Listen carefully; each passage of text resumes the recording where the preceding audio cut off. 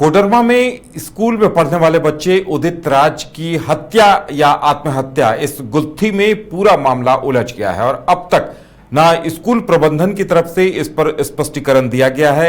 आखिर कैमरे क्यों ऑफ थे, इस बात को लेकर भी किसी तरह का कोई स्पष्टीकरण स्कूल प्रबंधन की तरफ से नहीं दिया गया है कि क्या उसके कमरे में इस वक्त कोई आया था, किसी का आना जाना हुआ था, वहां क्या कुछ घटनाएं हुई थी।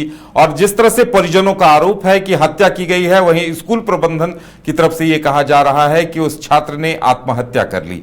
अब इस बीच लगातार विरोध प्रदर्शन चल रहा है, कई तरह की बातें सामने आ रही हैं और वहां का राजनीतिक माहौल पूरी तरह से आरोप प्रत्यारोप का दौर भी देखने को मिल रहा है। लेकिन विडंबना यह है कि स्कूल प्रबंधन खुलकर इस पर कुछ नहीं कह रहा है और स्कूल संचालक अभी तक फरार हैं। उन्होंने अपना बयान भी पुलिस को दर्ज नहीं कराया है।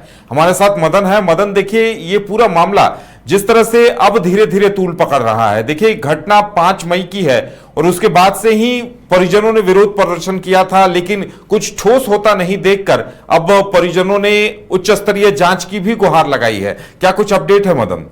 बिल्कुल, देखिए 10वीं की छात्र उदित राज जो कि झुमरी तिलैया के सेक्रेट हार्ट स्कूल में पढ़ते थे, छात्रावास में ही संदिग्ध अवस्था में उनकी मौत हुई। देखिए ये मामला काफ़ी उलझा हुआ नज़र आता है। जो पुलिस के द्वारा जानकारी मिली, जो मीडिया कर्मियों ने वहाँ जानकारी दी और जो परिजन कह रहे हैं उसमें काफ़ी विसंगतियाँ हैं, काफ़ी तरह की बातें सामने आई है।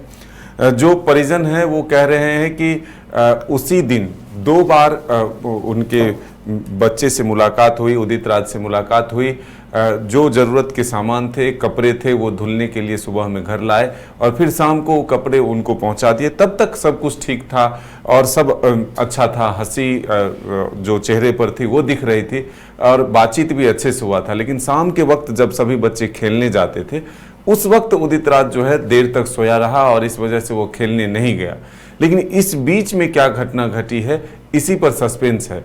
लेकिन सबसे बड़ी बात यह है कि जब आजकल तमाम छोटे जगहों पर भी सीसीटीवी कैमरे देखने को मिलते हैं, तो जब बच्चे उसमें हैं, काफ़ी बड़े बच्चे हैं, 10वीं क्लास के बच्चे हैं और वो हॉस्टल में रह रहे हैं, तो वहाँ पर एक निगरानी के तौर पर भी सीसीटीवी कैमरे जो हैं ज़रूर होने चाहिए।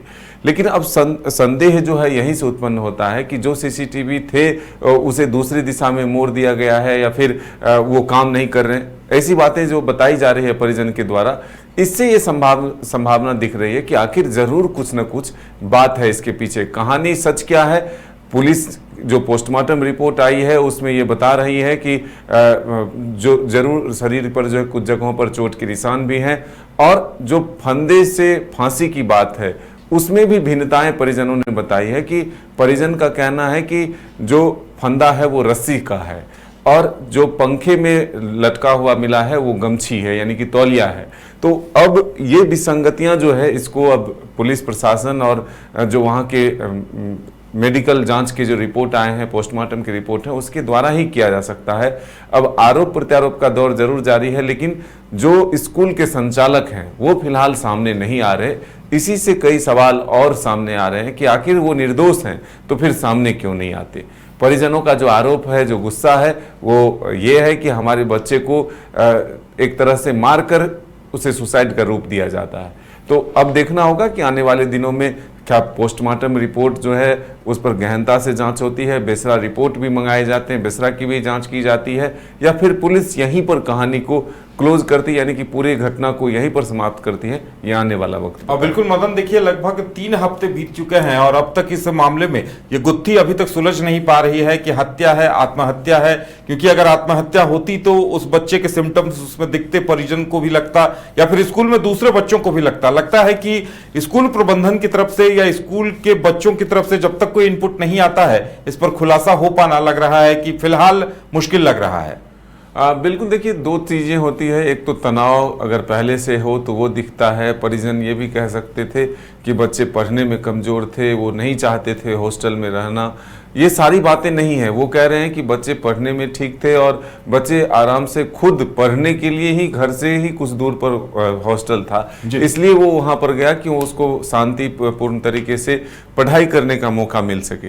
अब कहानी पीछे की क्या है, क्या छिपाया जा रहा है, ये तो आने वाला वक्त बताएगा। लेकिन ज़रूर है कि परिजनों के जो बात है वो अपने तर्क हैं, वो अपनी बातें हैं।